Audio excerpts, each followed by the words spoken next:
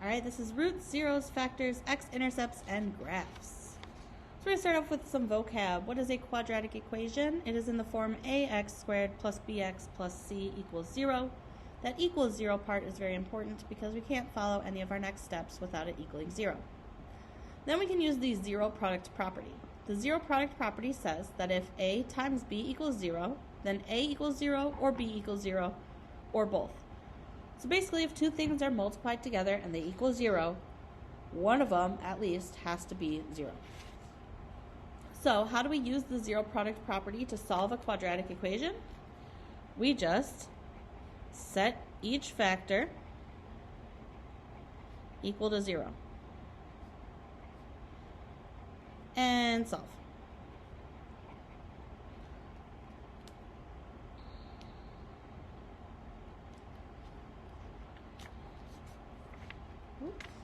There we go. So we have some very important words here that are all related. Factors, zeros, solutions, x-intercepts, and roots. Zeros, solutions, and roots are all the same thing. We take our factors and we set them equal to 0 to get the solutions, the zeros, the roots. All the same thing. We then take our solution, our 0 or our root, and put it into a coordinate with 0 as the y-coordinate to get the x-intercepts. So these 5 terms are all very, very, very closely related. What is a parabola? It has a shape that looks like a U or an upside down U. This is always what the graph of a quadratic will look like.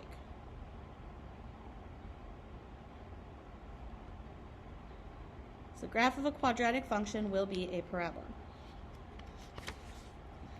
Alright, some vocab for parabolas / quadratics. First up is standard form. Standard form of a quadratic is y equals ax squared plus bx plus c. Then we have factored form. Factored form just means that we take that and put it into those parentheses, we factor it. The zeros are the solutions to y equals 0 or f of x equals 0. Your x-intercepts are always those points that are a number, comma, 0. That shouldn't be a new vocab word. Your y-intercept should always be 0, comma, a number. Again, not a new word. The vertex of a quadratic is that turning point. It's either the tippy top or the very bottom of your quadratic graph. And the fun thing about the vertex, it'll be exactly halfway between the x-intercepts. Now for our problems today, we will always have 2 x-intercepts and it'll be exactly halfway between. Obviously, if we only have 1 x-intercept, that is the vertex, and if we have no x-intercepts, we have to get a little more creative. Then we know what a maximum and a minimum are. A maximum is the highest point. A minimum is the lowest point. It's important to notice that in a quadratic, your vertex will be one of these two. It'll either be the maximum or the minimum. And whether it's the maximum or the minimum will actually depend on this a value. If that first number that's multiplied by the x squared is positive, greater than 0, you'll have a minimum. And if that first value is negative, you'll have a maximum. Then we have our axis of symmetry. The axis of symmetry is just an invisible line down the middle of our graph on which each side of the graph is exactly a mirror image of each other. The axis of symmetry is going to be x equals some number. And that number is exactly halfway between the x-intercepts. Well, that should sound familiar because that's also where the vertex lies. And then concavity. We know what concavity is already. We have concave up and concave down. Your graph will be concave up if your a value is positive, which means you have a minimum. And your graph will be concave down if your a value is negative, which means we have a maximum. So we're going to start off slowly. We are going to find the factors, roots, and zeros. So remember that roots and zeros are the exact same thing. So we have to factor it and find the solutions.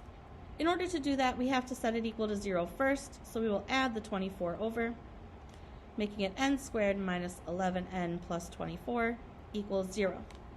Now I can factor. I need two numbers that multiply to 24 and add to negative 11. Well, that'll be an n minus 8 and n minus 3. There are our factors. Boom. Factors. Now to get our roots or zeros, we set each factor equal to 0. So n minus 8 equals 0, and n minus 3 equals 0. Well, we solve each of those, so I add 8 to both sides, I get n equals 8. I add 3 to both sides, I get n equals 3. My two roots or zeros are 8 and 3. Same thing for the next one. Get it equal to 0 first. Well, it already is. Then remember, always, always, always look for a GCF. I can take a 2 out of the whole thing, leaving me v squared plus v minus 30. Now I factor that. Well, I split apart v squared plus v minus 30. I get v plus 6 and v minus 5. Now I have my factors. I'm going to set each factor equal to 0. Remember, 2 is technically a factor. But if I set 2 equal to 0, I don't get a solution. It's important to not forget about that GCF though, because if there is a variable with it, it does give us a 0. So we'll set v plus 6 equal to 0 and v minus 5 equal to 0. We'll subtract 6 and get v equals negative 6, and we'll add 5 to get v equals positive 5. Our two zeros or roots are negative 6 and positive 5. All right, same thing on this next one. We start off by getting it equal to 0, so I'll add 40. I have 3n squared minus 29n plus 40 equals 0. Look for a GCF. There isn't one, so we have to dive straight into our factoring. The only way to break apart 3n squared is 3n and n. To multiply to 40, I could have 1 and 40, 2 and 20, 4 and 10, or 5 and 8. I think that my answer should be 5 and 8, because when I check it, I get 5n and 24n.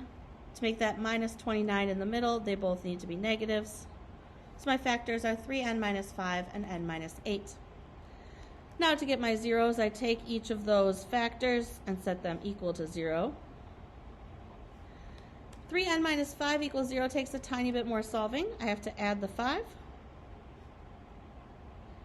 And then divide by 3. So n equals 5/3 is my first root. And the other one is simple, I just add 8. My second root is n equals 8. For 2x squared minus 3x minus 40 equals x squared, I need to first get it equal to 0 by subtracting that x squared over. Remember that 2x squared minus x squared is still 1x squared. Minus 3x minus 40 equals 0. Now I factor. The only way to split apart x squared is x and x. Two numbers that multiply to negative 40 and add to negative 3 are negative 8 and positive 5. There are my factors. Now to find my zeros, I take x minus 8 equals 0 and x plus 5 equals 0. Add the 8 on both sides, giving me x equals 8. Or subtract the 5 on both sides, giving me x equals negative 5 for my two zeros. And two more of these. You'll notice that this first one here is not a quadratic, but we can follow the same exact process. First get it equal to 0. It is. Now we take out the GCF. I would take out a negative 2x squared. That leaves me with positive x minus 8. Now I set my GCF equal to 0. And my x minus 8 equal to 0. Well, I divide both sides by negative 2 over here, giving me x squared equals 0. I square root both sides, still giving me x equals 0 as my first root. This is why we can't just ignore the GCF, because x equals 0 is one of our zeros. The other 0, we add 8 to both sides, we get x equals 8. Two zeros, x equals 0 and x equals 8. If you're wondering about the factors are this first step here, negative 2x squared and x minus 8. And for our last one here, we take out our GCF first. Our GCF is 3x, which leaves me with 4x minus 7. There are our factors. Set each factor equal to 0. 3x equals 0, and 4x minus 7 equals 0. The first one just gives me x equals 0 when I divide by 3. The second one, I have to add 7, so 4x equals 7, and then divide by 4, giving me x equals 7/4 as my second root. Now we're going to start graphing.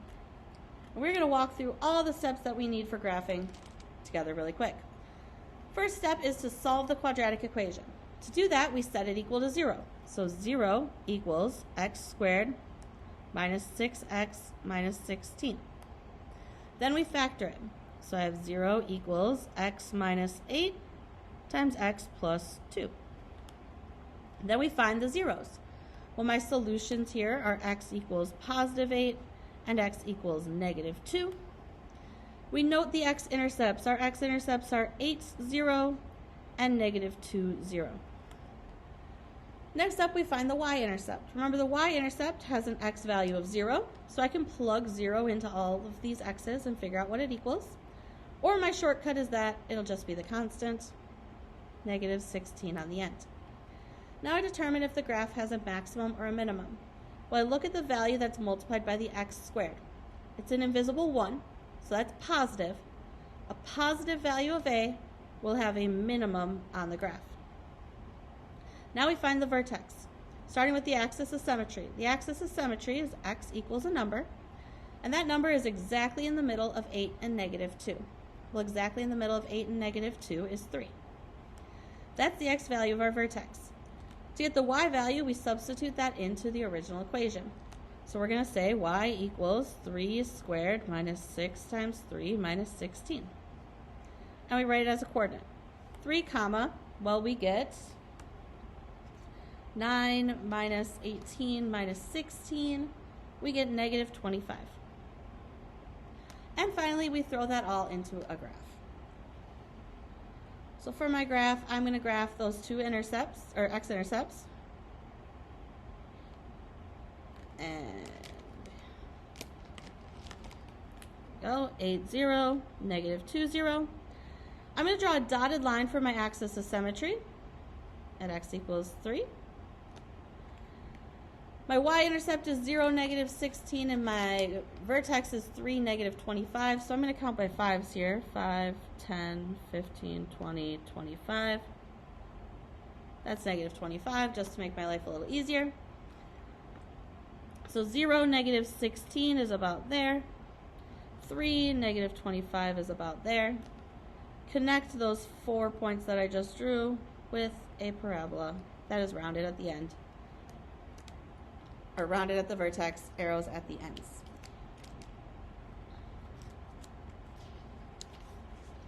All right, we're going to do the same thing again. We're going to start by finding our x-intercepts. We're going to set the equation equal to 0. We're going to factor the equation. It'll be x minus 6 and x plus 1. We're going to get our zeros, which are x equals positive 6 and x equals negative 1. We write those as x-intercepts, 6, 0, negative 1, 0. We're going to get our y-intercept, which means I plug in 0, I get out negative 6. We're going to find our axis of symmetry, which is x equals exactly in the middle of 6 and negative 1 is 2.5. Our first value, our a, is positive, which means we are going to have a minimum value. That minimum will be when x is 2.5, plug in 2.5 to get my y value. 2.5 squared minus 5 times 2.5 minus 6 is negative 12.25. And now we're going to graph those points. I need 6, negative 1,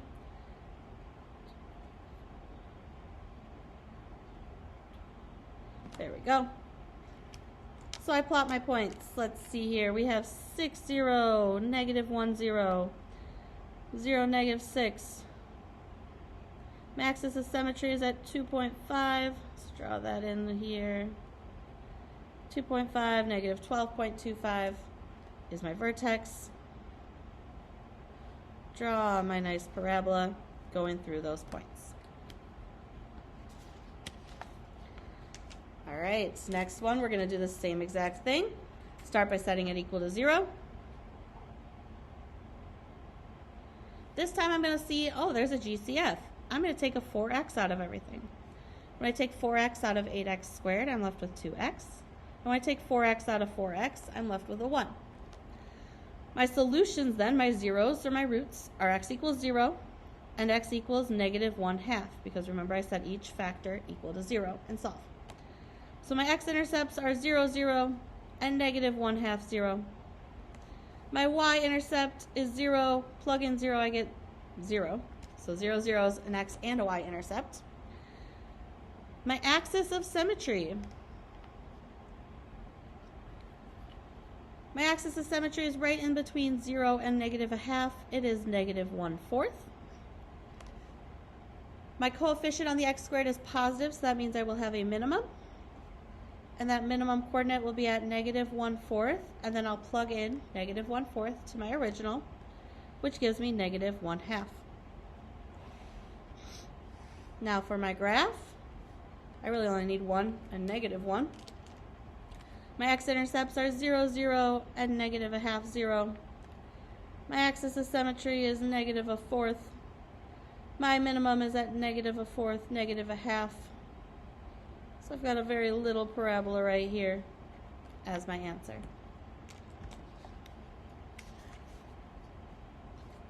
All right, for this next one, we are going to start by setting the whole thing equal to 0.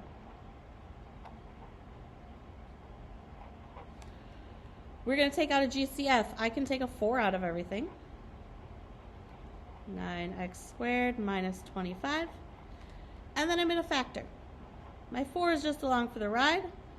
9x squared minus 25 is 3x minus 5 and 3x plus 5. So my solutions are x equals positive 5/3 and x equals negative 5/3. So that means my x-intercepts are 5/3, 0, and negative 5/3, 0. My y-intercept, if I plug in 0 to my original equation, I get negative 100. My axis of symmetry, right in between 5/3 and negative 5/3 is 0, which means my vertex is at 0, negative 100. And that happens to be a minimum because my a value is positive. So now when I make this graph, I'm going to get a little creative with it. So 5/3 is 1 and 2/3. So I'm going to go 2 on either side.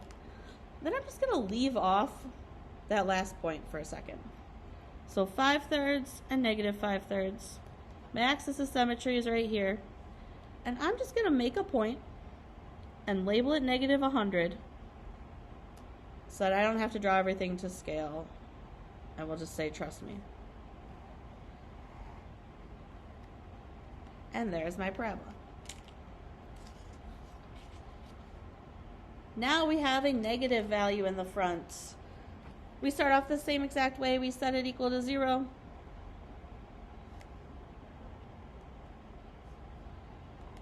We take out our GCF. Our GCF in this case is negative 2.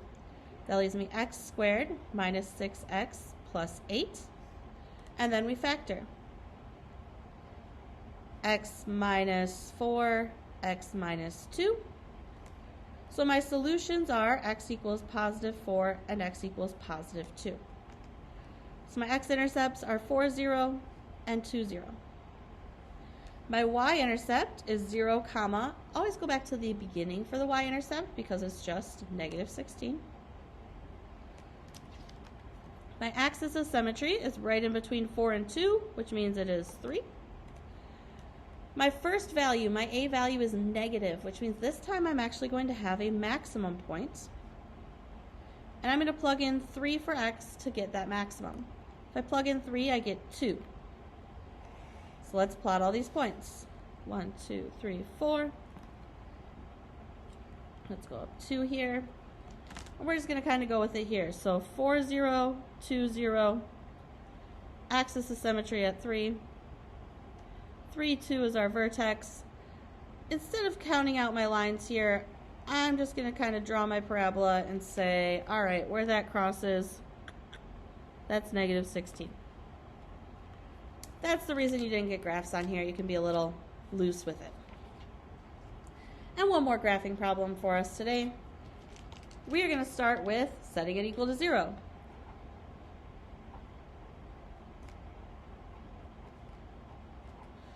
We're going to take out the GCF. The GCF in this case is just a negative 1, which makes it 3x squared plus 14x plus 16. Now we're going to factor. And instead of negative 1, I can just say a negative is my GCF. I have 3x and x. Two numbers that multiply to 16, I can use 1 and 16, 2 and 8, or 4 and 4. I believe 8 and 2 are going to work, because when I check this, I get 8x and 6x, which if I add together, I get 14x. So there are my factors. My solutions then, set each of these equal to 0, I get negative 8/3 and negative 2. So my x-intercepts are negative 8/3, 0, and negative 2, 0. My y-intercept is 0, negative 16. Remember, we always go back to the original for that. My axis of symmetry is exactly in the middle of negative 8/3 and negative 2. One shortcut for finding that, if I can't think of it myself, add the two x-intercepts together, negative 8/3 plus negative 2, divide by 2. Turn it into a fraction, negative 7/3 is where my axis of symmetry is. Which means my vertex is going to be a maximum because my a value is negative, at negative 7/3, and then I'll plug that in, and I get 1/3. Now I graph it. Let's see, negative 2, negative 8/3. That looks like enough. All right, so the points I need to plot. Negative 2, 0, negative 8/3, 0, which is negative 2 and 2/3.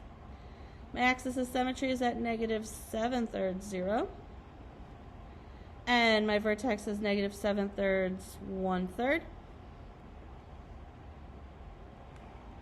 And on this one, my picture's not even going to cross the y-axis, so I'm not going to label that point negative 16 because it didn't even get to it. All right, we are going to do one application problem here.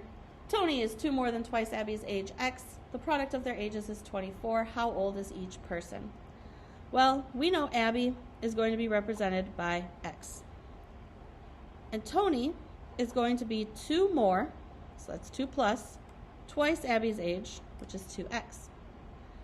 We know the product of their ages, which means if I take x times 2 plus 2x, I should get 24. Now I secretly have a quadratic to solve. Distribute my x, I get 2x plus 2x squared equals 24. Get that 24 to the other side and rewrite it. So I'm going to put 2x squared plus 2x minus 24 equals 0. Factor out my GCF, which is 2, leaving me x squared plus x minus 12. And then factor that, I get x plus 4, x minus 3. So my solutions are x equals negative 4 and x equals positive 3. Now there's not two answers. X represents how old Abby is. It is impossible to say that Abby is negative 4 years old. That does not make sense. So our answer is that Abby is 3 years old. And Tony is 2 plus 2 times 3, which gives me 8 years old. Notice those multiply together to give you 24.